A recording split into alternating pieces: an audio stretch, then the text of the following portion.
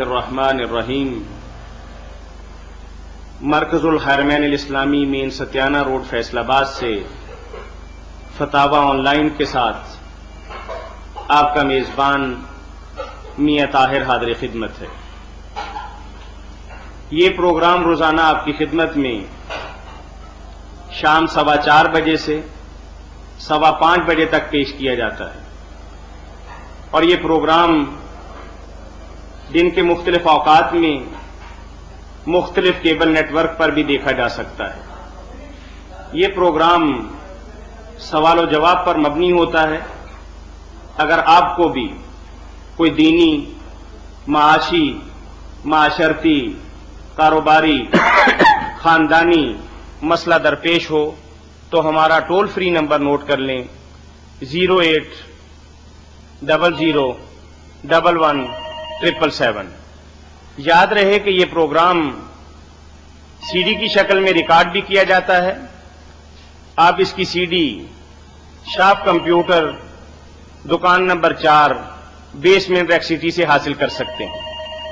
آپ کی طرف سے آنے والی فون کالز اور براہ راست کیے گئے سوالات کے جوابات معروف مذہبی اسکالر، اتحاد ملت اسلامیہ کے داعی، محقق حضرت مولانا محمد اسحاق حافظہ اللہ تعالی کریمیا مسجد جال والے مرحمت فرماتے ہیں۔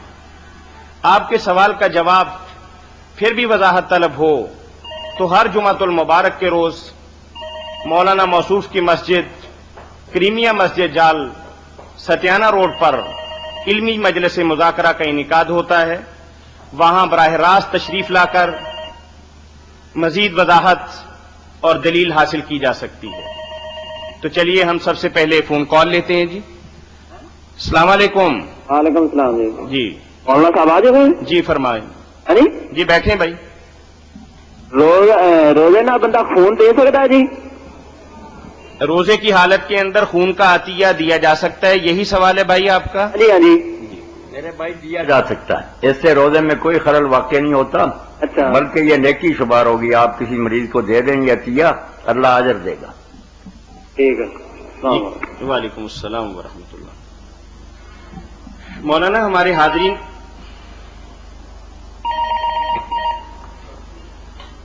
السلام علیکم۔ ہمیں پوچھنا تھا کہ اگر تھوڑا آواز اونچا کیجیے بہن، تھوڑا اونچا بولیے۔ اگر روزہ رکھا ہو، جی جی، روزے کے دوران انسان جسم کی صفائی کر سکتا ہے؟ روزے کی حالت کے اندر صفائی کر سکتا ہے؟ ہاں سمجھ لی بات میں، ہاں میری بیان کر سکتا، جسم کے کسی حصے سے بال دور کیے جا سکتے ہیں، کوئی اس سے خرابی نہیں ہوتی، اور بعد میں کوئی نہانا بھی نہیں پڑتا۔ بعض مرد بھی یہ پوچھتے رہتے ہیں حجامت کے بعد نہانا کوئی ضروری نہیں، ویسے کوئی صفائی کے طور پر نہاتا تو اس کی خوشی ہے، ورنہ کوئی نہیں ضرورت، دل کو روزے میں صفائی کی جا سکتی ہے۔ جی کچھ اور پوچھنا چاہیں گی بہن؟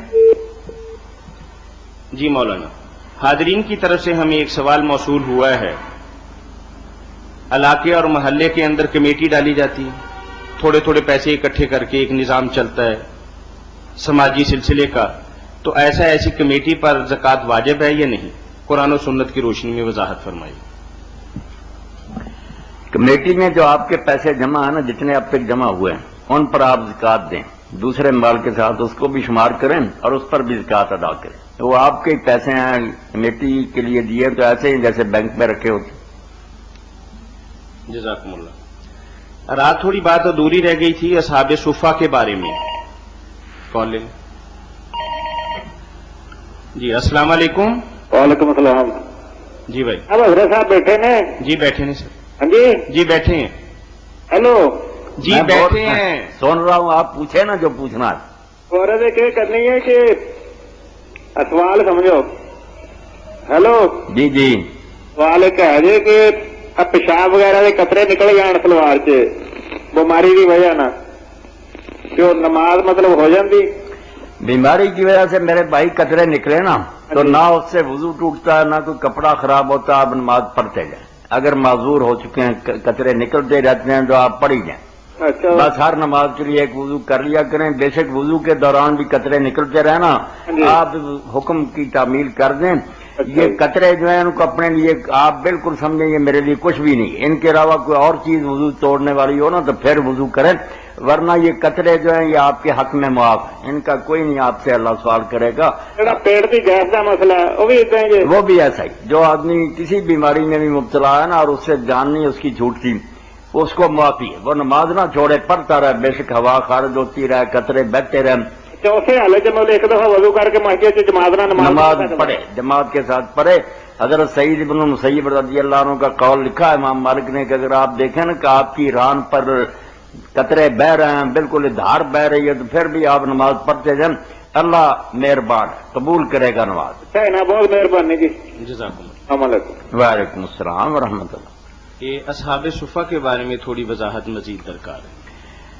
اصحاب صفا کی بات کل شروع ہوئی تھی، درمیان میں کالیں آ گئیں، پھر وقت بھی ختم ہو گیا۔ اصحاب صفا وہ لوگ تھے جو مدینہ کے باہر کے رہنے والے تھے اور مدینہ شریف میں آتے تھے، ان کا کوئی گھر دار نہیں ہوتا تھا، تو رسول کریم علیہ السلام نے مسجد کے ساتھ ہی ایک چبوترا بنوا دیا تھا جس کی یادگار اب بھی مسجد نبوی میں باقی ہے، اس پر یہ لوگ رہتے تھے اور رسول کریم علیہ السلام بھی انہیں تعلیم دیتے تھے۔ کئی صحابہ کرام کی بھی ڈیوٹی تھی، جن میں سے حضرت عبادہ بن صامت رضی اللہ تعالیٰ عنہ بھی ہیں، وہ بھی ان کو قرآن سنت کی تعلیم دیتے تھے، اور یہ محنت مشقت کرنے کے لیے فارغ نہیں تھے۔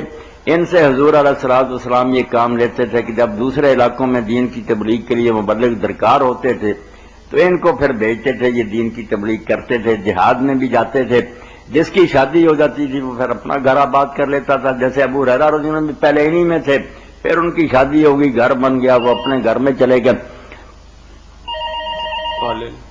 جی جی السلام علیکم۔ السلام علیکم جی۔ جی بھائی۔ السلام علیکم جی۔ وعلیکم السلام ورحمۃ اللہ وبرکاتہ۔ جی کیا حال ہے؟ خیریت فرمائیں۔ جی مولانا صاحب، مسجد ستھرا جائز ہے؟ ہیں؟ مسجد میں ستھرا رکھنا جائز ہے؟ مسجد میں ستھرا؟ ہاں جی، ہاں بہت اچھی بات ہے، جائز کیا، بہت بہتر ہے، بہتر ہے جی۔ بہت بہتر۔ ٹھیک ہے۔ آگے سے گزرنے والے جو ان کو بھی پریشانی نہ ہو، اس کی نماز بھی جو ہے وہ محفوظ ہو جائے، ستھرا رکھ لے مسجد میں تو اچھی بات، بہت اچھی۔ السلام علیکم۔ وعلیکم السلام۔ تو اصحاب صفا کی کوئی آمدنی نہیں تھی، ان کا گزارا اسی طرح تھا کہ لوگ جو مدینہ کے تھے وہ ان کی دعوتیں کرتے۔ حضرت سعد بن عبادہ تو بہت امیر آدمی تھے، سردار تھے مدینہ کے، 70 اصحاب صفا کو گھر لے جاتے تھے۔ جی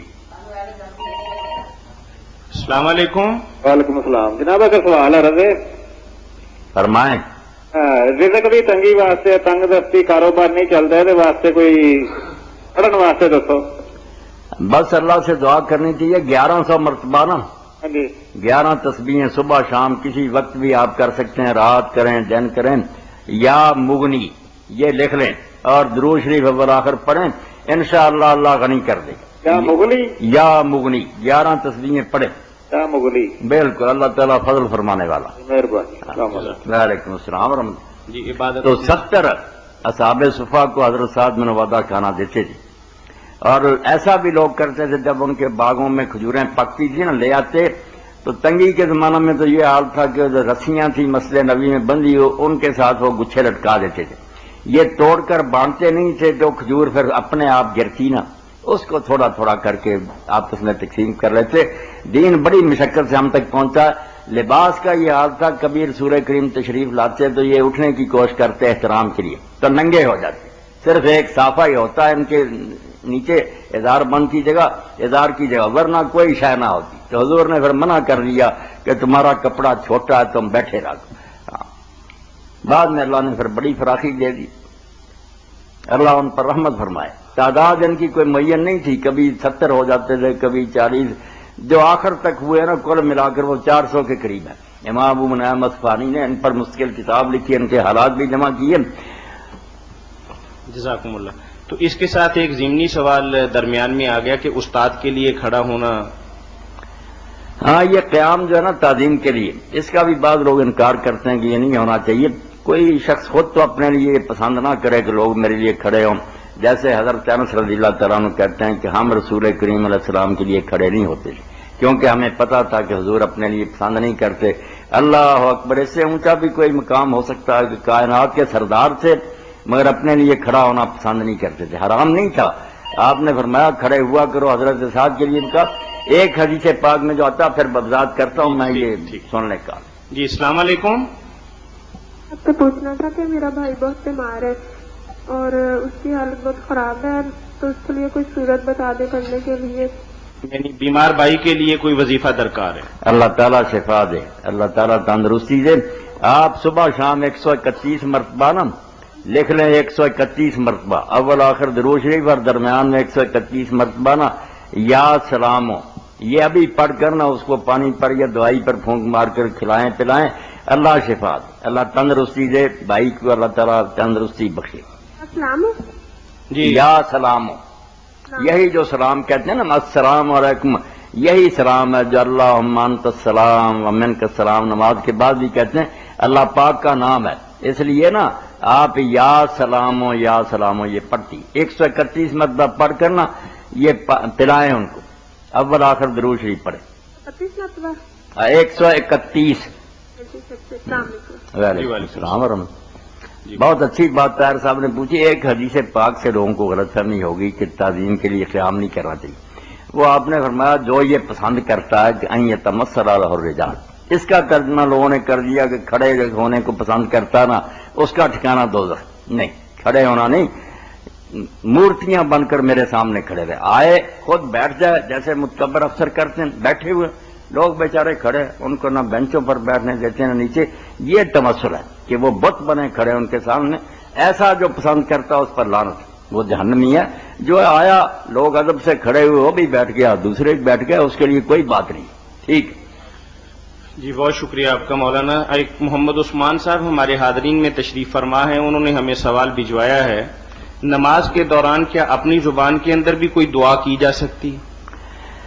ہاں، اس بارے میں جو لکیر کے فقیر لوگ ہیں نا وہ تو کہتے ہیں کہ عربی میں حضور نے نماز پڑھی، صحابہ نے پڑھی، اس لیے عربی میں ہی دعائیں ہونی چاہیے. مگر یہ محض جمود ہے، اسی طرح کا جیسے خطبے کے بارے میں لوگ جمے ہوئے ہیں کہ عربی زبان میں خطبہ ہونا چاہیے، جمعے کا خطبہ جو تم اپنی زبان میں دیتے یہ ناجائز ہے. دلیل یہی دیتے ہیں کہ حضور نے اور صحابہ نے کبھی خطبہ نہیں کسی اور زبان میں دیا. تو کیوں دینا تھا؟ وہ ان کی زبان عربی تھی، سامنے بھی عرب ہوتے تھے، شاد و نادر کو اجمی ہوتا تھا، وہ کیوں عربی زبان چھوڑتے؟ مگر اب تو سامنے بیٹھے ہیں اجمی لوگ، خطیب بھی اجمی میں خطبہ دے گا. بالکل یہی بات ہے کہ عربی زبان میں اگر انہوں نے دعا نہیں کی تو کیوں کرتے؟ ان کی زبان جو عربی تھی عربی میں کریں گی. مگر کوئی آیت اور حدیث ایسی نہیں جس میں یہ کہا گیا ہو کہ تم دعا جو ہے نا عربی زبان میں کرو. اس لیے امام ابن حزم نے اس پر ایک مسئلہ لکھا المولا میں کہ نمازی کو حق ہے وہ جس زبان میں چاہے دعا کر سکتا نماز کے دوران. لوگ فوٹو سٹیٹ کرا کے رہے گا. اور امام ابو حنیفہ رحمۃ اللہ علیہ تو کہتے ہیں کہ سوائے سورہ فاتحہ کے اور جو اس کے ساتھ سورہ، باقی جہاں جہاں جی چاہے آپ پوری نماز میں اذکار جو ہیں وہ فارسی میں، عربی میں، اردو میں، انگریزی میں پڑھیں، سب ٹھیک ہے. اس لیے جائز ہے، دعا کے لیے کوئی پابندی نہیں. جی السلام علیکم. وعلیکم السلام. جی بہن. سنائے ہو؟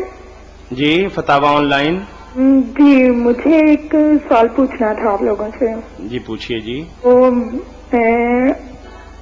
دیکھیے کہ اگر یعنی کہ گھر میں ماں باپ ہیں اور باپ جو ہے اپنی بیٹی کے ساتھ صحیح سلوک نہیں کرتا ہے، یا اسے پتا بھی ہے کہ اس کی وہ ریئل بیٹی ہے، لیکن پھر بھی وہ اس کے ساتھ ویسا سلوک نہیں کرتا، یعنی کہ وہ اس کی طرف غلط نظر سے دیکھتا ہے یا پھر غلط ہی سمجھتا ہے اس کو، یا اس کے لیے کچھ غلط خیال من میں رکھتا ہے کہ جیسے کہ ایک غیر عورت کے لیے رکھے جاتے ہیں. تو ایسے میں کیا میرے خیال میں اس بیٹی کو اپنے باپ کے گھر میں رہنا چاہیے یا نہیں؟ بچی یہ بات سمجھ میں نہیں آئی کہ جب اس باپ کی وہ حقیقی بیٹی ہے تو کیوں اس کو بری نظروں سے دیکھتا ہے یا اس کو برا جانتا ہے، اس سے نفرت کرتا ہے؟ اس کا سبب کوئی سمجھ میں نہیں آتا.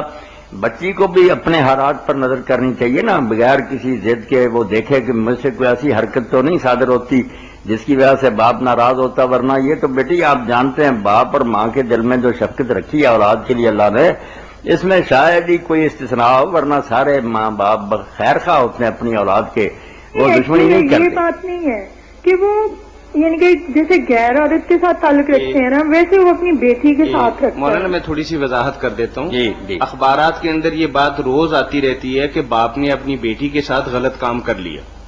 جی یہ حقیقی بیٹی کے ساتھ یہ روز یعنی دوسرے چوتھے دن اخبارات کے اندر یہ بات آتی رہتی. انا للہ. بہن نے اس حوالے سے سوال کیا. ہاں، اگر اس حوالے سے میری بچی سوال کیا تو اس پر تو سوائے انا للہ و انا الیہ راجعون کی کیا کہا جا سکتا. کہ جن رشتوں کے بارے میں کبھی سوچ ہی نہیں سکتا تھا آدمی کہ وہ غلط خیال کرے، ان کی بھی حرمت لوگوں نے پامال کر دی. جیسے طاہر صاحب نے بتایا، واقعی اخبارات میں آ رہا یہ مغربی تہذیب کے پھل جو کڑوے ہیں نا، ہمیں بھی یہ چکھنے پڑ گئے.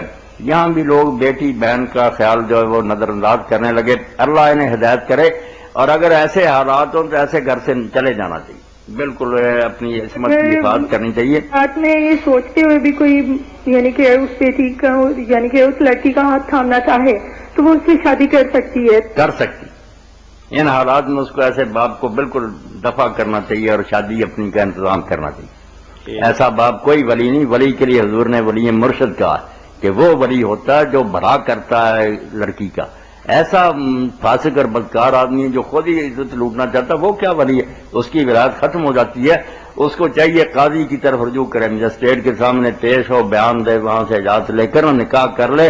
حق ہے. حضور نے فرمایا اگر جھگڑا پڑ جائے تو پھر سلطان ولی ہے. حکومت جیسے اسی کہ ہمارے ہاں کاسٹ وغیرہ کی پرابلم ہوتی ہے بہت زیادہ، یعنی کہ لوگ اس کو ترجیح دیتے ہیں. جیسے کہ ہم لوگ خود ہی کہتے ہیں کہ صرف ذات تو اللہ پاک ہی ہے، اور پھر ہم خود ہی اس کے شریک بننے چلتے ہیں کہ ذات کاسٹ وغیرہ بناتے ہیں اپنی. چلیں وہ تو ایک پہچان ہے، جیسے کہ پہچان کے لیے نام رکھا گیا ہو. تو سب سے مقدم بات تو بیٹی عفت کی حفاظت ہے. پاک دامنی جو ہے نا، اس کو ترجیح دین نے دی ہے. یہ جس طرح بچ سکے نا، برادری نہیں، دوسرا مسلمان ہی ہے نا، کوئی بات نہیں، مسلمان سارے ایک دوسرے کے ساتھ نکاح کر سکتے ہیں. نکاح جو ہے یہ قلعہ ہے، اس میں پناہ لینی چاہیے. اللہ نے محسنین کا حسن سے ہے نا قلعہ، تو قلعہ ہے جس کے اندر چھپ جاؤ، بس شیطان سے محفوظ ہو جاؤ گے. باقی ایسے ولی جو ہے ان کی ولایت کیا ہے نامرادوں کے بجائے غیروں سے حفاظت کرنے کے، وہ آپ ہی عزت پر بات کرنا چاہتے. تو ایسے میں یعنی کہ اگر کچھ کرنا چاہوں تو کر سکتی ہوں اپنے، یعنی کہ مجھے ان کی اجازت لینے کی ضرورت نہیں ہے. نہیں، کوئی اجازت لینے کی، ایسے لوگوں سے اجازت کیا لیں گے. Thank you very much. مولانا اس سے تھوڑی سی بات نکلتی ہے کہ اگر وہ بیٹی کسی اپنے عزیز کے گھر جائے گی اور اپنے باپ کی بات بتائے گی تو معاملہ اور زیادہ نہیں بگڑے گا؟ فون کال لے لیں. لے لیں. جی السلام علیکم. وعلیکم السلام ورحمۃ اللہ. جی دیکھ رہا ہوں تو جناب. جناب علی کیا حال ہے؟ الحمدللہ. سوال یہ ہے جی، ایک خاتون عمرہ پہ جانا چاہتی ہے، اس کا بھائی یا خامد وہاں پر ہے، جی جی رستے میں کوئی ساتھ نہیں، جہاں بھی اس کے بھائی اس کو جہاز میں سوار کرا دیں گے، اس کے لیے کوئی گنجائش؟ اس کے لیے گنجائش میرے بھائی ہے تو نص کی مخالفت. اللہ کے رسول نے تو یہی کہا نا کوئی عورت سفر نہ کرے محرم کے بغیر. مگر اس صورت میں جیسے آپ کہہ رہے ہیں کہ اس کے محرم بٹھا دیں گے جہاز میں، 2-4 گھنٹے بعد وہاں جا اترے گی، وہاں سے بھی اس کا خامد یا کوئی عزیز لے لے گا، تو اس صورت میں پھر وہ امام مالک اور امام شافعی رحمۃ اللہ علیہ کا فتویٰ جو ہے وہ کام دے سکتا ہے کہ اگر حالت قابل اطمینان ہے. کچھ عورتیں اگر جا رہی تو ان کے ساتھ اگر جائے نا پھر تو بہت بہتر ہے کہ کچھ عورتیں اپنے محرموں کے ساتھ جا رہی ہوں، ان کے ساتھ یہ بھی شامل ہو جائے تو پھر تو بہت بہتر بات ہو سکتی ہے. ورنہ جہاز میں بھی چلو کوئی ایسا خطرہ نہیں، اللہ مہربانی فرمائے. یہاں بھی ان کے محرم ان کو رخصت کریں، وہاں بھی لے لیں، تو ان کا فتویٰ امام مالک اور امام شافعی کا یہ کہ قابل اعتماد رفیق ہوں تو پھر محرم کے بغیر بھی جا سکتی. مگر کوئی عورت چاہیے آپ ڈھونڈیں کہ جانے والوں کی کوئی نہ کوئی عزیزہ بھی ان کے ساتھ ہو تو بہت اچھی بات.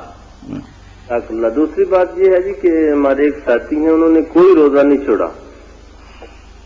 ہیلو. اللہ قبول فرمائے. آواز آ رہی بھائی؟ جی اللہ توفیق دے. ارے یہ ہے کہ انہوں نے ایک نماز نہیں پڑھی، یہ فاقہ کشی اس کے کسی کام آئے گی؟ یہی تو ہماری بدقسمتی ہے. پہچانتے ہیں آپ؟ ہاں پہچانتا ہوں طارق صاحب. آفا تو میں نے بعض الکتاب و تکفرون بعض، یہ یہود کا حال بیان کیا تھا نا اللہ نے کہ کچھ باتیں مان لیتے ہیں کچھ نہیں مانتے، یہ من کی مرضی کرتے ہیں، اللہ کی بات نہیں مانتے. اللہ کی مانتے تو روزہ جو اس کے حکم پر رکھ رہے ہیں، تو جو 5 مرتبہ روزانہ حکم ہے اس کو توڑ رہے ہیں، تو یہ اصل میں بت کے پجاری ہیں. الہ ہوا، اپنی خواہش نفس کو خدا بنایا ہوا ہے، جو جی چاہتا کرتے رہتے ہیں. ان کو کیا ملے گا؟ ان بدقسمتوں کو سمجھانا چاہیے. ویسے قصور اس میں طارق صاحب علماء کا بھی ہے جنہوں نے دین کو نا دکان بنا دیا پرچون کی، جو سودا پسند ہے لے لو، جو چھوڑ. اس کو ایک نظام کی حیثیت سے نہیں پیش کیا کہ یہ ایک مشین ہے جس کا ایک پرزہ بھی اگر اس میں نہیں ہوگا تو مشین کام نہیں کرے گی. یہ بتا دیا کہ نہیں یہ پرچون کی دکان ہے، جو پسند ہے روزہ لے لو، کوئی نماز لے لے، کوئی خیرات لے لے، ٹکڑے ٹکڑے کر دیا دین کو. اس کا بدلہ تو پھر وہی ہے فما جزاء من یفعل ذلک منکم इल्ला खिज़्यन फिल हयात दुनिया, दुनिया में भी रुसवा है, आगे भी अज़ाब है। दीन तो पूरा लेना चाहिए ना, सारा जैसे अल्लाह ने उतारा। अगले शुमारे में लिखिएगा, आप भी मौलाना की तरह माशाल्लाह वादत उम्मत डॉक्टर की। आबिद रसूल साहब तशरीफ फरमाए, उन्होंने एक सवाल पूछना है। इन्होंने हेलो, जी जी डॉक्टर आबिद बोल रहे हैं। डॉक्टर साहब हैं, खैरियत हैं आप? जनाब अली खैरियत है, मैं तो तरस गया मुलाकात में हुई हूँ, तुसी दूर तेरे ला लें नहीं, मिलते ही नहीं आप लोग, कई मरतबा वादा किया, आप बस नजरअंदाज कर देते हैं मुझको। अच्छा, तबीयत थोड़ी ठीक है? हाँ अल्हम्दुलिल्लाह, फर्स्ट क्लास है। हाँ बिल्कुल खैर है, चोट लग गई थी, अल्हम्दुलिल्लाह अब कुछ ठीक हो रहा है। मैं आते जाते इंशाल्लाह मुलाकात करना। हाँ अल्लाह फजल फरमाए। बंदे ने 2 लाख रुपया किसी ने दिता कि जी। तू काम चला ले, तो उसका प्रॉफिट मैंने दे ही रख। कि कुछ पैसे दिए हैं किसी को? जी हाँ जी, अच्छा, तो उससे कहा कि मुझे इसका प्रॉफिट देते रहो। हाँ जी। ਤੇ ਉਹ ਜਿਸ को ज़कात ਦੇ ਦੇਣ ਆਣ ਤੇ ਉਹ 2 ਲੱਖ ਦੇ ਉੱਤੇ ਅਸੀਂ ज़कात ਦੇਵਾਂਗੇ ਕਿ ਨਹੀਂ? नहीं ज़कात देनी है उस पर। ਅਸੀਂ ਉਹਦੀ ज़कात ਅਸੀਂ ਦੇਵਾਂਗੇ ਜਿਨ੍ਹਾਂ ਨੇ ਉਹ ਉਧਾਰ ਦਿੱਤਾ ਹੈ ਕਾਰੋਬਾਰ ਲਾਉਣ हाँ ਵਾਸਤੇ। जिनका सरमाया है ना वो ही देंगे। जिन्हों ने ले लिया है वो देंगे ज़कात। नहीं हाँ जी, डॉक्टर साहब, जिन्होंने लिया ना, अगर तो इस तरह ही दिया कि आप काम करें, जो नफा होगा वो तकसीम कर लेंगे, जी। फिर तो जाहिर बात है कि जो असल है ना वो तो आपका ही है। अच्छा, इसलिए अगर नफा ना वो शो कर सके तो उसको एक पाई भी नहीं मिलेगी। मिलेगा तो उसी सूरत में जब वो मेहनत करके कुछ नफा कमाएगा। जी। आपका असल दर तो हर हाल में महफूज रहेगा। मुजारबाद है ना, उसका उसूल यह है कि असल दर में कमी नहीं आती, हाँ जी। आएगी तो आपकी आएगी, उसमें नहीं हिस्सा लेगा वो। अच्छा। ये भी लोग जो कहते हैं नफा नुकसान में शरीक, बिल्कुल खिलाफ शरीयत है। अच्छा, काम नहीं, कर ये है ना कि मशीनरी लेके रख ली, हाँ मशीन लेके रख ली, जी, इन पे तो नहीं होता ना, ज़कात नहीं दी नहीं जाती। मशीन पर ज़कात नहीं, मशीन से जो आमदनी है ना उस पर है। आमदनी है, हाँ। उसने मशीन लेके रखी 2 लाख रुपया मुझसे लेके। उस पर फिर वो मशीन पर तो नहीं, मशीन तो आपकी है, जब भी काम बंद होगा आप ले लेंगे। अच्छा, इसके अलावा और कोई कारोबार भी करेगा, चीजें लेके रखेगा, उस पे होगी ज़कात? चीजें अगर ऐसी होंगी ना डॉक्टर साहब कि उनसे कोई चीज आगे तैयार होती है, ये चीज खुद नहीं बेची जाती, जैसे कारखाने की मशीनें वगैरह हैं, तो फिर तो जाहिर उन मशीनों पर ज़कात नहीं, जो प्रोडक्शन है उस पर ही है। जी, और ठीक अगर है। वो चीजें ही ऐसी हैं जैसे खरीद कर लोग दुकानों में रखते हैं और आगे बेचते हैं, जेवरात और बाकी चीजें, हाँ जी, तो फिर तो उन चीजों को पर भी ज़कात होगी। हाँ जी, बिल्कुल सही है, बहुत बहुत शुक्रिया। डॉक्टर साहब कभी तशरीफ लाइएगा, मौलाना के साथ अफ्तारी हाँ। कीजिए, हर रोज लंगर खोला है। मिले ना, बहुत देर हो गया। अल्लाह ताला खैर। आइए, आप भी तशरीफ लाइए। अब्बा जी और तारिक साहब वो सब खैरियत हैं? इंशाल्लाह अल्लाह की रहमत है। मेरा इंशाल्लाह सलाम उन बिल्कुल तक पहुंचा देना। अल्लाह फजल। खैरियत। खुदा हाफिज। जी वालेकुम अस्सलाम। जी ये बात कर रहे थे कि इल्मो आगही एक रसाला है जो हर महीने निकलता है और फ्री तकसीम होता है। तारक एकेडमी की तरफ से नूरानी मस्जिद के बेसमेंट से वो हासिल किया जा सकता है। उसका एक छोटा सा इक्तिबास। जी अस्सलाम वालेकुम। अस्सलाम वालेकुम जी। वालेकुम अस्सलाम। मौलाना साहब, एक आपसे बात पूछनी थी। जी जी। अर्ज ये है कि एक मेरे अजीज हैं, उन्होंने किसी से पेमेंट लेनी थी, कोई बयाना दिया हुआ था किसी चीज का। जी भाई। बात तो आ रही है, बात आ रही है, आ रही आ रही। आप बेफिक्र होकर बात करें, सुनाई देता। यह है कि वो उनको पेमेंट भी नहीं दे रहे हैं। हेलो, जी जी। पेमेंट भी नहीं दे रहे। जब उनके पेमेंट का ज्यादा तकाजा किया, वो देने की ताकत भी रखते हैं, तो वो आगे से कहते ही नहीं पेमेंट नहीं है। उन्होंने फिर मेरे वो दोस्त ने उनसे बोला कि यार तुम ऐसे करो, फिर ये पेमेंट नहीं मेरे को देनी तो आप अपनी आधी जिंदगी की नमाजें दे दो। तो उसने ना बोला कि जी ठीक है, मेरी जिंदगी की आधी नमाजें ले लो, मैं पेमेंट नहीं मेरे पास है आपकी। तो ये क्या वो उसकी जो नमाजें हैं आधी जिंदगी की, वो उनका सवाब मिल जाएगा? नहीं, कि उसने क्या किया, कोई चीज खरीदी थी और बयाना दिया था, हाँ जी। आप बाकी पेमेंट नहीं कर सकता, ये करता नहीं। वो जानबूझ के नहीं दे, नहीं, वो जिसको पेमेंट दी है ना, वो उसको ना उसकी पेमेंट दे रहा है, ना वो चीज दे रहा है। मकरूज वापस नहीं कर रहा। हाँ, वो देने की भी ताकत रखता है। समझ ली मैंने बात। जिसको बयाना दिया था हाँ जी। वो अपना चीज ही देता है जो बेची थी, जी न पैसे ना पैसे वापस करता, यही बात है। हाँ, ना पैसे देता है, ना वो कोई मसला करता है। और कहता है बस नमाजें ले लो। हाँ जी। नहीं, बेदीन आदमी जो ऐसा है ना, दलेर, कहता मेरी नमाजें जिंदगी की ले लो, इससे पता चलता है कि उसने अंदर राई बराबर दीन नहीं। उसकी क्या नमाज है, उसको क्या अजर मिलेगा? नमाज तो एक भी नहीं कोई देना चाहता। तौबा तौबा, कोई कबूल हो जाए भाई, जान छूट जाए मरीज, वो आधी जिंदगी की दे रहा, या उसकी नजर में ये मामूली बात है कि पैसे नहीं देने, चीज नहीं देनी, नमाजें ले लो। इसको समझता कि ये बिल्कुल फजूल चीज है। तौबा, उससे ना लेकर पैसे दे। और इसके लिए आप पढ़ें जी। 41 मरतबा ना या अजीजो, یہ فجر کی نماز کے بعد پڑھنا شروع کریں اس ظالم کا تصور رکھ کے، انشاءاللہ اللہ اس کی گردن دبوچے گا۔ یہ کیا مذاق بنایا کہ بھائی نمازیں لے لو؟ ٹھیک ہے، یا عزیز ہو، کیا عزیز ہو؟ ہاں ٹھیک ہے جی۔ 41 مرتبہ 41 جو ہے نا، اتنی مرتبہ پڑھیں فجر کے بعد درود شریف پڑھ کے اول آخر۔ کتنی مرتبہ؟ 41، ٹھیک ہے جی، 40 اور 1۔ ٹھیک ہے جی۔ جی علم و آگہی کے اندر اقتباس یہ تھا کہ آج کل ہم یہ کہتے ہیں کہ یہ اہل حدیث ہے، یہ سنی ہے، یہ بریلوی ہے، یہ حنفی ہے، ہماری مسجد کے اندر نہ آئے تو ہم ناراضگی کا اظہار کرتے ہیں۔ تو انہوں نے واقعہ لکھا ہے کہ نجران کے عیسائیوں کا جو وفد آیا تھا تو اللہ کے نبی صلی اللہ علیہ وسلم نے اسے مسجد کے اندر ٹھہرایا تھا، تو آیا وہ لوگ مسلمانوں سے زیادہ بہتر؟ سوچنے والی بات۔ جس مطلب مولانا جس کے لیے کام کر رہے ہیں نا کاز کے لیے، یہ اسی کی بات ہے کہ ہم سب بھائی ہیں، کسی کے اندر تھوڑی بہت غلطی اور کوتاہی ہو سکتی ہے، اس کی درستگی ہونی چاہیے، باقی اسلام اور کفر والی کوئی بات نہیں۔ جی السلام علیکم۔ السلام علیکم جی وعلیکم السلام۔ مولانا محمد اسحاق صاحب بات کر رہے ہیں؟ میں بیٹھا ہوں، کریں بات آپ۔ جی قاری صاحب، نے آپ سے یہ پوچھنا تھا کہ صلاۃ و تسبیح نماز جو ہے یہ 4 رکعت نیت کٹھی پڑھنا جائز ہے یا 2 رکعت کر کے پڑھے تو وہ بہتر ہے؟ جی میری بہن بات یہ ہے کہ ہمارا یہ روزانہ کا پروگرام فتاوا آن لائن ریکارڈ ہوتا ہے، اس کی سی ڈی مارکیٹ سے دستیاب ہے، آپ بھی شاپ کمپیوٹر دکان نمبر 4 ریک سٹی بیسمنٹ سے حاصل کر سکتے ہیں۔ مولانا نے 3 دفعہ اس پر تفصیل سے روشنی ڈالی ہے کہ صلاۃ تسبیح کس طریقے سے ادا کرنی چاہیے، اس میں سے دیکھ لیں، پھر بھی مولانا آپ کے لیے جواب دے رہے ہیں۔ مختصر جواب میری بہن یہ ہے کہ اکٹھی 4 پڑھ لے پھر بھی جائز ہے، مگر بہتر یہ ہے کہ 2 کر کے پڑھے۔ 2 شروع کرے، سلام کہہ دے، اس کے بعد تھوڑی دیر بے شک آرام کر لے، چل پھر لے، دوبارہ 2 رکعت پھر اور پڑھے۔ زیادہ بہتر طریقہ جو ہے وہ یہ ہے 2 رکعت کر کے پڑھے، جی بالکل، زیادہ بہتر یہ ہے؟ جی زیادہ بہتر یہ زیادہ بہتر یہ 2 کر کے پڑھے۔ اچھا، جی بہت شکریہ۔ جی شاف کمپیوٹر سے سہیل صاحب نے ہمیں سوال بھجوایا ہے کہ ہم نے کسی عالم دین سے سنا ہے کہ پہلے 10 روزے کھجور کے ساتھ، دوسرے 10 روزے نمک کے ساتھ اور آخری 10 روزے پانی کے ساتھ کھولنے چاہیے، اس کی کیا حقیقت ہے؟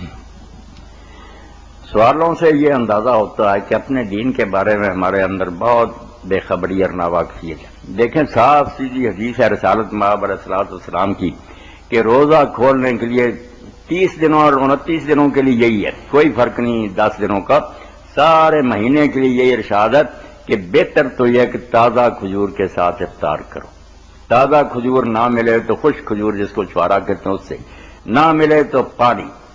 یہ 3 چیزیں آپ نے بتائی ہیں، اور امام ابن حزم رحمۃ اللہ علیہ تو اس کو لازم کہتے ہیں کہ اگر اس نے اس ترتیب سے نہ کھولا اس کا روزہ ہی باطل ہے۔ ایسی حضور کی حدیث پر انہوں نے پکی بات کہی کہ کیوں تم حضور کی بات کی مخالفت کرتے ہو، یہ نمک وغیرہ دودھ وغیرہ یہ ساری باتیں لوگ جو کرتے ہیں یہ نہیں ٹھیک، صحیح یہی ہے تازہ کھجور ورنہ خشک کھجور ورنہ پانی، اس کے بعد پھر جو جی طے کھائے۔ جی 30 دن کے 29 السلام علیکم۔ ہلو جی السلام علیکم۔ ہلو مولانا صاحب، جی ایک سوال پوچھنا آپ سے۔ آپ پوچھے ہیں؟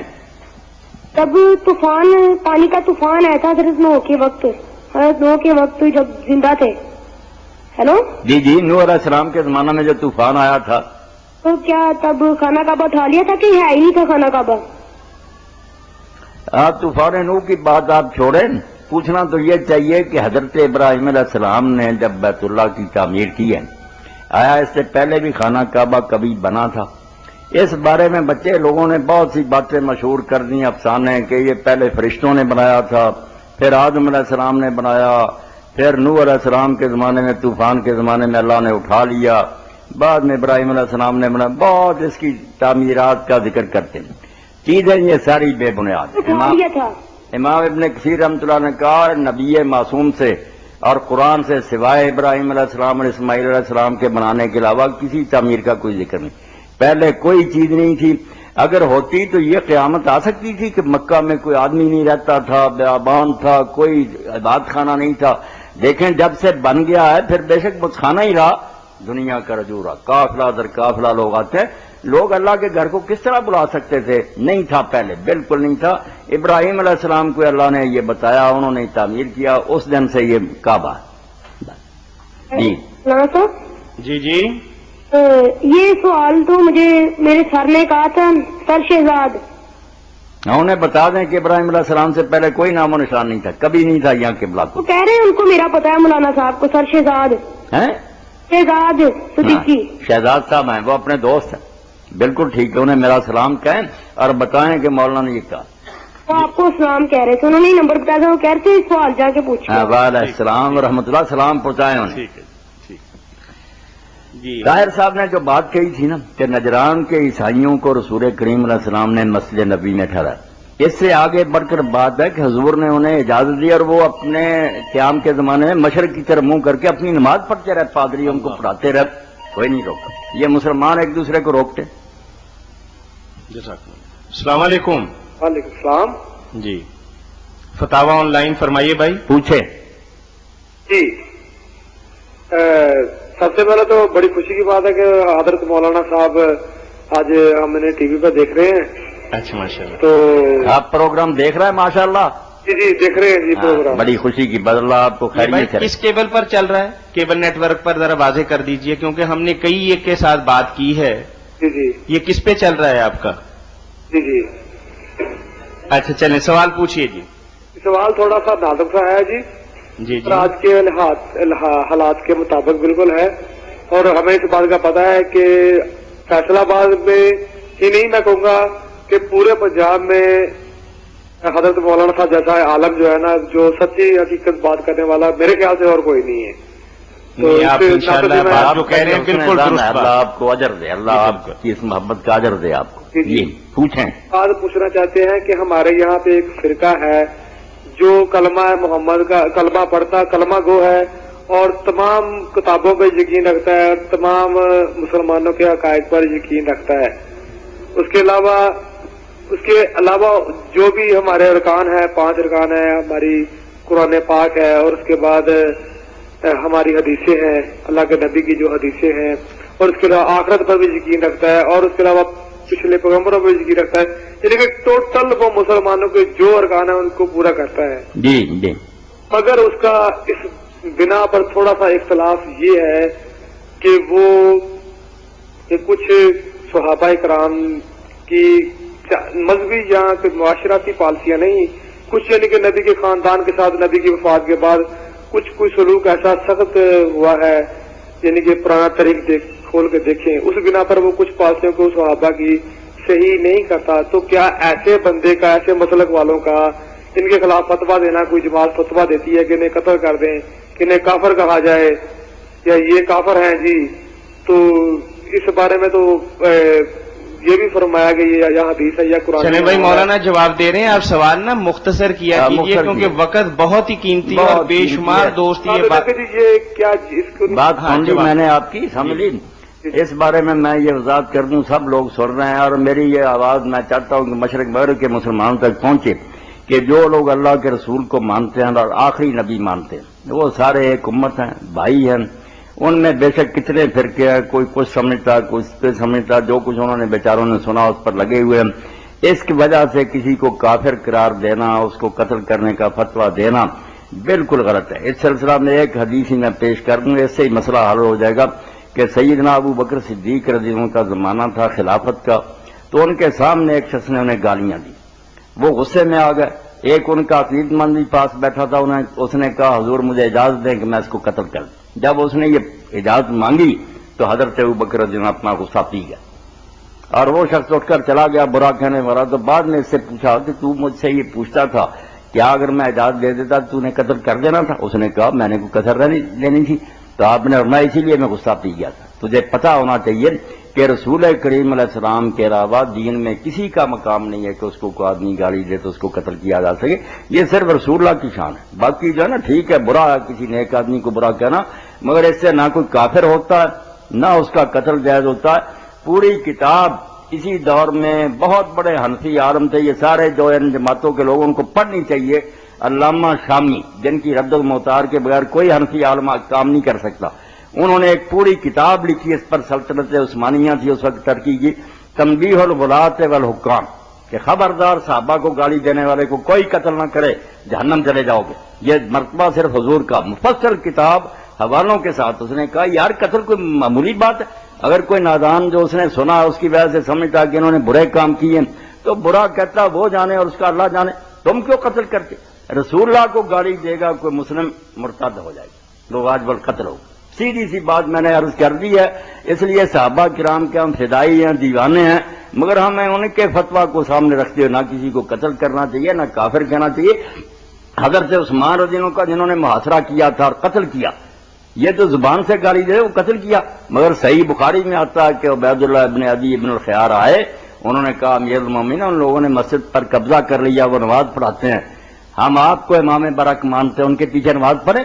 تو حضرت عثمان رضی اللہ عنہ نے کیسی بے نفسی کا ثبوت دیا کہ نہیں، وہ لوگ جب نماز پڑھتے ہیں تو ایک بہت اچھا کام کرتے ہیں، یہ تم ان کے ساتھ مل کر کرو، جب میرے ساتھ ظلم و زیادتی کرتے ہیں اس میں تم حصہ نہ. نماز کا کہا کہ نماز ان کے ساتھ پڑھو، یہ بخاری شریف میں ہے. اس لیے لوگوں کو نا اپنے جذبات پر قابو رکھنا چاہیے، اندھے جوش میں نہیں آنا چاہیے، نہ کسی کو قتل کرنا چاہیے. قتل کرنے والا تو اللہ کی رحمت سے مایوس ہوگا. قتل صرف 3 چیزوں پر اسلام میں کیا جا سکتا ہے. کوئی شخص اسلام چھوڑ دے، کہے حضور کوئی نبی نہیں ہے، یا شادی شدہ زانی ہو اس کو سنسار کر سکتے، یا اس نے قتل کیا ہو تو خون کا بدلہ خون. اس کے علاوہ کسی کو قتل نہیں کرنا چاہیے. حضور نے فرمایا یہ آئیں گے قاتل اور ماتھے پر لکھا ہوگا آئس من رحمت اللہ، کہ یہ اللہ کی رحمت سے بالکل نا امید ہے، کوئی انہیں جنت نہیں ملے گی. کسی شخص کا قتل کوئی مذاق نہیں ہے. جی چلیں، بہت شکریہ بھائی آپ کا. پروگرام فتاوا آن لائن روزانہ آپ کی خدمت میں شام 4:15 سے 5:15 بجے تک پیش کیا جاتا ہے. اس پروگرام میں معروف عالم دین، وحدت امت کے دائی، محقق حضرت مولانا محمد اسحاق حافظہ اللہ تعالی کریمیہ مسجد جھال والے آپ کی طرف سے آنے والی فون کالز اور براہ راست کیے گئے سوالات کا قرآن و سنت کی روشنی کے اندر جواب مرحمت فرماتے ہیں. اگر آپ کو بھی کوئی مسئلہ درپیش ہو تو ہمارا ٹول فری نمبر نوٹ کر لیجئے 08001117777. جی السلام علیکم. وعلیکم السلام. جی بھائی. On line G فتاوا on line. جی میں اکرام بول رہا ہوں ڈی کیب کالونی سے. جی ماشاءاللہ، فرمائیے بھائی. کیا اسلام میں کسی کی تقلید کرنا ضروری ہے؟ کہتے ہیں جس نے تقلید نہیں کی وہ جاہل ہے، وہ جہنم میں جائے گا. یعنی تقلید کیا واجب ہے، یہی سوال ہے بھائی آپ کا؟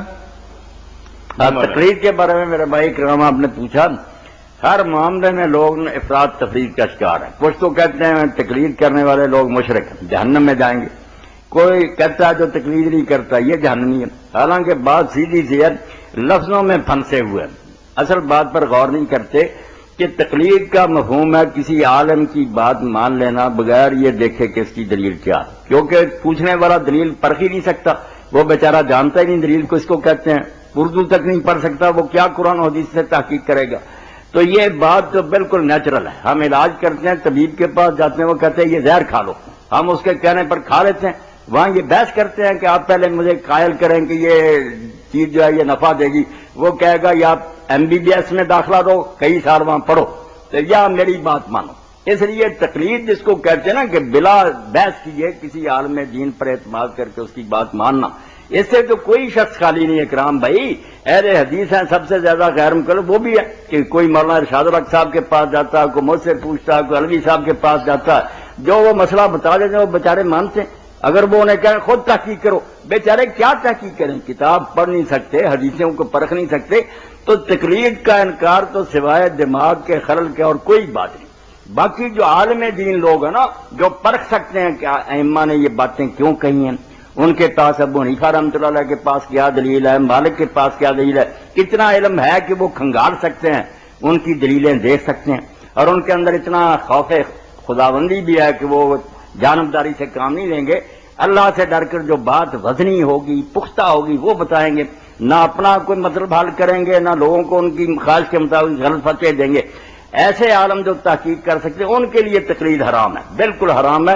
وہ اگر شیخ الحدیث ہیں، سارا پڑھ رہے ہیں کہ شافعی کی یہ دلیل ہے، مالک، اور جانتے ہیں کہ اس مسئلے میں دوسروں کا مذہب قوی ہے، تو پھر وہ ایک امام پر جمے گا، کیسے نجات پائیں گے؟ یہ بت پرست ضرور ہے.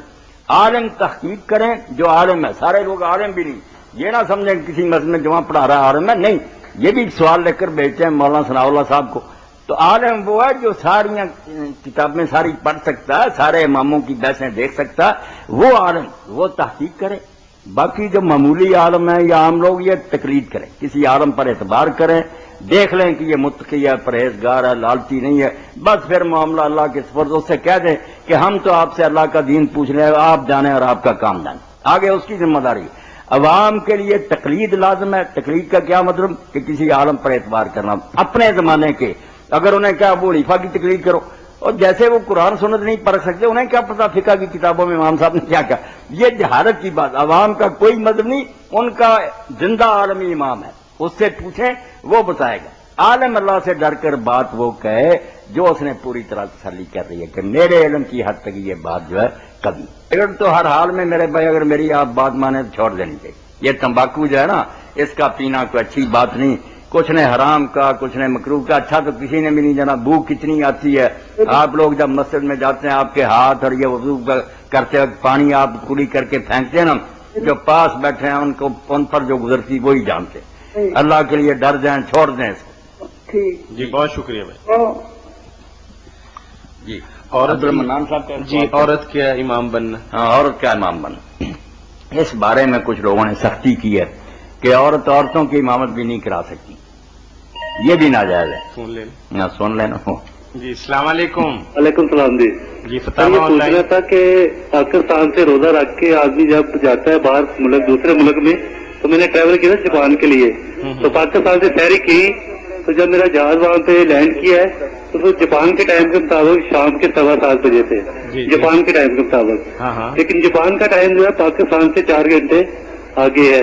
جی جی تو اس صورت میں روزہ کھولنا چاہیے؟ ہاں یہ بہت اچھا سوال آپ نے میرے بھائی کیا، اور اس دور میں یہ مسئلہ پیش آتا ہے. آپ تو مشرق کی طرف گئے نا، وہاں جلدی سورج غروب ہو گیا. ادھر مغرب کی طرف لوگ جاتے ہیں وہ ابھی 2-3 گھنٹے باقی ہوتے ہیں، حالانکہ پاکستان کے وقت کے مطابق افطاری کا وقت ہو چکا ہوتا. تو اس بارے میں صحیح بات جو ہے وہ یہی ہے کہ جہاں سے آپ نے روزہ رکھا تھا نا، جہاں ساری کی تھی، جب اس کا وقت ہو جائے نا ٹائم ٹیبل کے مطابق کہ وہاں سورج غروب ہو گیا، آپ شرن روزہ کھول سکتے ہیں. بے شک وہ سعودیہ میں دوسرے میں ابھی سورج کھڑا ہو نا عصر کے وقت، آپ روزہ کھول سکتے ہیں. اور اگر آپ صبر کرتے ہیں ان کے ساتھ کھولتے ہیں تو یہ آپ کی خوشی کی بات ہے. شرن آپ کو حق حاصل ہے کہ جہاں سے روزے کی ابتدا کی تھی اس وقت کو سٹینڈرڈ مانیں، اس کے مطابق جب افطار ہو جائے تو کھول دیں. بس یہ صحیح بات ہے. جاپان اگر گئے آپ، انہوں نے کھول لیا، آپ نہ کھولیں. آپ کا روزہ کھلے گا جب پاکستان کا وقت ہوگا. ٹھیک ہے ٹھیک ہے. یہ تو بہت کنفیوژن تھی دماغ کے اندر کہ پتہ نہیں وہ کیا. نہیں اس بارے میں علماء بھی پریشان ہے، مگر سیدھی سی بات یہ ہے. اچھا ایک اور سوال ہے کہ جہاں میں رہتا ہوں وہاں پہ کرسچن لوگ کافی رہتے ہیں. جی گھر سے وضو کر کے میں نکلتا ہوں نماز کے لیے، تو راستے میں اگر کوئی دوست تعلق والا آدمی مل جائے تو کبھی ہاتھ بڑھا کے وہ سلام لے لیتا ہے. تو اس صورت میں وضو رہتا ہے یا دوبارہ کرنا پڑے گا؟ نہیں میرے بھائی، آپ ان سے خوش دلی سے ہاتھ ملائیں. شاید آپ کے حسن سلوک سے وہ متاثر ہو کر کبھی اسلام کی طرف آ جائیں. وہ بے شک غیر مسلم ہے، آپ ان سے ہاتھ ملائیں. کوئی ہاتھ ناپاک نہیں ہوتا، نہ وضو ٹوٹتا ہے. آپ اپنا دل بڑا کریں. مسلمان جو یہ ساری دنیا کے لوگوں کو حضور کے جھنڈے تلے جمع کرنا چاہتا ہے، اس لیے ہمیں فراخ دلی کا مظاہرہ کریں. غیر مسلم سے ملیں، محبت سے ملیں. سلام کی کہیں تو آپ اس کے سلام کا جواب دیں. وہ سلام جو تھا نا آپ کے نے کہا وعلیکم، وہ ان بد نصیبوں کے لیے تھا جو سلام نہیں کہتے تھے کم وقت. السلام علیکم وہ کہتے تھے تم ہلاک ہو جاؤ. حضور نے کہا وعلیکم. نعم وقت ہو چکا. ہاں جی بہت مہربانی. اللہ تعالیٰ آپ کو یاد دے. آپ تو ہمارے اسلام کے بہت بڑے ہمارے لیڈر ہیں، ہمیں اتنا کچھ بتاتے ہیں. اللہ تعالیٰ آپ کی اس دعا کا آپ کو بھی جزائے خیر دے، بدلہ نیک دے. اللہ السلام علیکم. وعلیکم السلام ورحمۃ. جی عورت کی امامت کے عورت کی امامت تو کچھ تو کہتے ہیں کہ وہ عورتوں کی جماعت بھی نہیں کرا سکتی، کچھ کہتے ہیں نہیں مردوں تک کی بھی کرا سکتی. ایسے بھی لوگ گزرے کہ مردوں بھی کرا سکتے ہیں. امام ابن جریر طبری جیسے ابو ذر، یہ ساری افراد تفریح. سچی بات ہے کہ عورتوں کی امامت کرا سکتی ہے، فرض میں بھی نفلوں میں بھی، مگر صف کے درمیان کھڑے ہونا ہوگا، آگے نہیں بڑھنا. اس پر حنفی ہونے کے باوجود حضرت مولانا عبدالحی لکھنوی رحمۃ اللہ علیہ نے ایک رسالہ لکھا پورا، تحفۃ النبلاء. یہ اہل علم لوگوں کو پڑھنا چاہیے. ہر شے کا انہوں نے پوری طرح جواب دیا کہ کیوں ایک شے کا انکار کرتے جو حضور کی بیویاں کرتی تھیں. حضرت عائشہ رضی اللہ عنہا امامت کرتی تھیں، حضرت ام سلمہ کرتی تھیں. فرضوں کا بھی ذکر آتا ہے، نفلوں کا بھی آتا ہے. اس لیے یہ بالکل صحابیات کا ازواج مطہرات کا عمل ہے. کسی کے پاس اس کے خلاف کوئی دلیل نہیں، اپنی طرف سے کیا سرائی کرتے ہیں. مردوں کی امامت نہیں کرا سکتی، عورتوں کی امامت کرا سکتی. بلکہ حضرت عائشہ صدیقہ رضی کے بارے میں آتا ہے کہ وہ اذان اور اقامت بھی کرتی تھی، مگر یہ سنت مٹ گئی. اذان اور اقامت ہماری طرح نہیں بلند آواز سے، مگر کلمے کہنے چاہیے. یہ عورتیں ساری سن رہی، ہر عورت جماعت سے پڑھے یا تنہا پڑھے. مردوں کو بھی میں بتاتا ہوں کہ سنت کو زندہ کرو، کئی تابعین ایسے ہیں جن کا فتویٰ کہ اگر آدمی نے اقامت نہ کی اس کی نماز ہی نہیں دوبارہ پڑھنی پڑے گی. اتنا لازمی ہے. مگر ہم چھوڑ گئے اکیلے دیا اقامت کا 2 فرشتے پیچھے کھڑے ہو جائیں گے. اور اگر آپ نے اذان کے کلمے بھی کہہ لیے اتنی لمبی صف ہوگی جو شمار ہی نہیں کیا جا سکتا. اس لیے کوئی شخص تنہا بھی نماز پڑھے اگر بدقسمتی سے جماعت نہیں ملی اذان کے پورے کلمے کہہ لے دعائیں پڑھے بعد میں اقامت کہے یہ کرنا چاہیے. تو وہاں صاف آتا کہ ام المومنین رضی اللہ تعالیٰ عنہ کان تؤذن وتقیم اذان بھی کہتی تھی اقامت بھی کہتی تھی کہنی چاہیے. جی جزاکم اللہ. اسی کے ساتھ ہی ہمارا پروگرام فتاوی آن لائن اختتام پذیر ہوتا ہے. یہ پروگرام روزانہ آپ کی خدمت میں شام 4:15 سے 5:15 بجے تک پیش کیا جاتا ہے اور دن کے مختلف اوقات کے اندر مختلف کیبل نیٹ ورک پر بھی دکھایا جاتا ہے. اگر آپ بھی کسی دینی، مذہبی، عقائدی، معاشی، معاشرتی، کاروباری مسئلہ کے سلسلہ میں قرآن و سنت کی روشنی کے اندر صحیح حل کے متلاشی ہوں تو ہمارا ٹول فری نمبر نوٹ کر لیجئے 08001117777. ان اوقات کے اندر حضرت مولانا محمد اسحاق مدث اللہ العالی کریمیہ مسجد جال والے تشریف فرما ہوتے ہیں. آپ کی طرف سے آنے والے سوالات کے قرآن و سنت کی روشنی کے اندر جوابات دیتے ہیں. تو ہمارا فون نمبر دوبارہ نوٹ کر لیجئے 08001117777. اس کے ساتھ ہی اپنے میزبان میاں طاہر کو اجازت دیجیے. اللہ ہم سب کا نگہبان اور حامی و ناصر ہو.